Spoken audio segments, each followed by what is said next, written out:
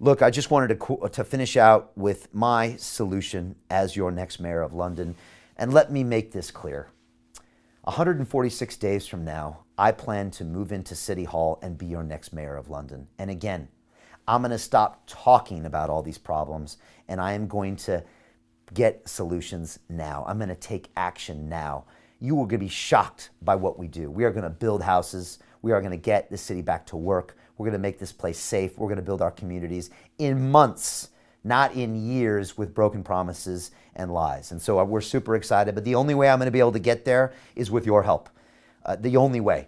Because the current mayor of London, he's not worried. He knows he's going to be reelected. And so we have to go out there and proactively tell him that it's not okay. It's not okay for you to break your promises. It's not okay for you to lie to us. And so I'm going to go in and I'm going to put community first. And by doing so, I want to do the following things. So again, as your next mayor of London, I'm going to put community first by doing these things. First of all, I'm going to do it by reinvigorating the concept of a community center. And that is a high traffic daily hub for communal activity for all local residents. We've got to get everyone there on a regular basis so we can get a touch point with the elderly, with single parents, with younger generation, with everyone. Second, I want to engage with corporate sponsors who can inject that much needed capital into our community centers across all boroughs of London.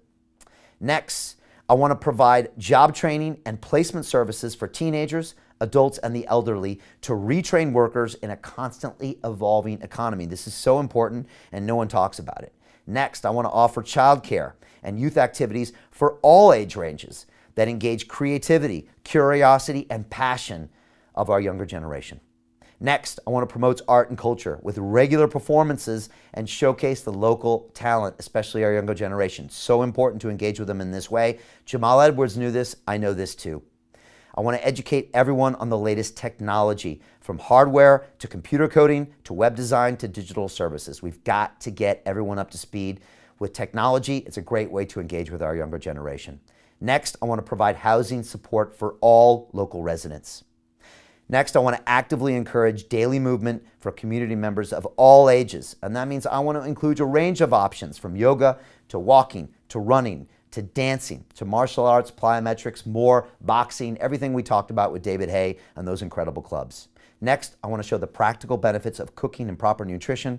And finally, I want to teach better health practices and better mental health solutions for all of our communities and emphasize the younger generation. Again, investing in our communities, it's the fastest way. It's the most cost-efficient way to improve the quality of our life, to improve the quality of our city.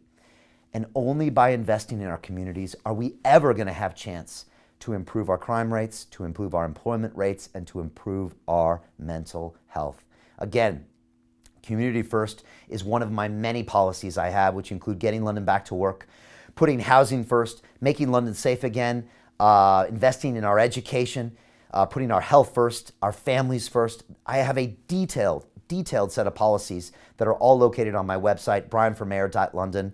I have more practical policy steps than any other person running for mayor or currently mayor. I've spoken with more community leaders, with more entrepreneurs, with more people in our taxi unions, in our tourism industry, in our theater industry than the current mayor of London has spoken to in the past 3 or 6 months. And I'm not even a political leader, and I've spoken to more people. I'm on the ground talking to these people, offering solutions. I've got detailed policies, and again, I'm going to stop talking about it, and we're going to start taking action now.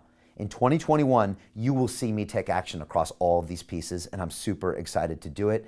But I just want to say in conclusion, I can't do this alone. I need your help. Honestly, the current mayor of London, he assumes he has your vote. He really just assumes he's going to get it because he got it last time. And he thinks this city always votes for his party. And so he's not going to bother even trying to get your vote. And that's probably why he hasn't bothered to keep his promises. It's probably why he doesn't care about communities and doesn't care about your children. That's probably why he doesn't mind lying to you over and over and over again. The truth is, it's going to take hard work, and it's going to take all of us to put a new person in office and take London in a new direction. It's hard to break up this two-party system. It's been entrenched in this country for hundreds of years. They have tens of millions of pounds in financing. They've got corporate sponsors. They've got conflicting agendas. They got all sorts of nonsense going on behind the scenes that I'm still understanding right now. And the more I learn, honestly, the more it makes me sick. We want to change all that. We want to shake it up. I have no agenda. I have no sponsors. I have no party to answer to. All I have is me and you and the best ideas. That's it. And that's why I think my ideas resonate with someone like David Hay, where he says, Brian, I know you. You're always bringing us the truth. You're always giving back to the community. I want to work with you. I want to build the communities with you. And I hear this every single day from people out there, and I'm honored, and I feel totally I feel grateful to be entrusted with you to make these changes for this city. And again, this city has given me so much over the past 20 years. And I'll speak about this more in the coming weeks, about how London saved my life. When I arrived in this city the last time permanently in 2002, I was a broken man. I had nothing in my life. My health was horrible. My mindset was horrible. I had no family. I had nothing. And over the course of the next 20 years, London gave me everything. And this is my chance to repay what this city has given to me. I'm so passionate about this. It's my chance to do more of what I've done with Chance UK and the mentorship I did with Sade in Homerton 10 years ago.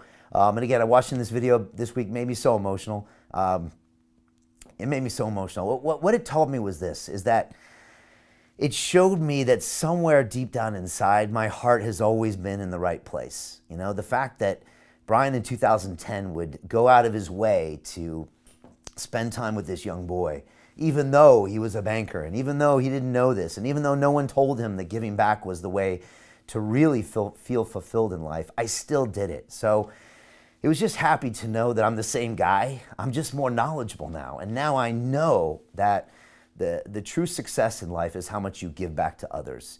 And armed with that knowledge now, it's so clear what I need to do as your next mayor of London. And it was nice for me to see that even Brian in 2010, he did the right thing. That was nice to see. And so it was an emotional moment for me to watch that video back.